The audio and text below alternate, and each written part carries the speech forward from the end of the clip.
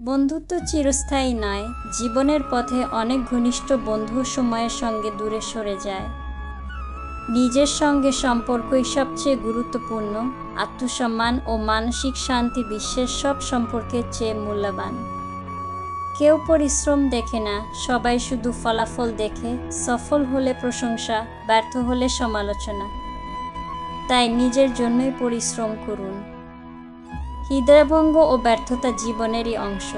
এগুলো এড়ানো নয়, বরং শেখার সুযোগ হিসেবে দেখাই শ্রেয়। বাড়ির মতো আপন কোনো জায়গা নেই। দুনিয়ার যেখানেই যান, মানসিক শান্তির ঠিকানা একটাই, নিজের ঘর।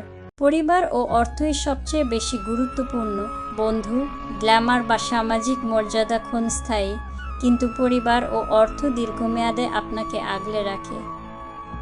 বই সত্যিকার বন্ধু। বই কখনো প্রতারণা করে না, বরং জ্ঞানের আলো দিয়ে পথ দেখায়। শারীরিক ব্যায়াম চাপ কমায়, শুধু ফিটনেসের জন্য নয়, মানসিক প্রশান্তির জন্য ব্যায়াম জরুরি। অনুশোচনা ও কান্নায় সময় নষ্ট নয়। যা হয়ে গেছে তা আর ফিরে আসবে না।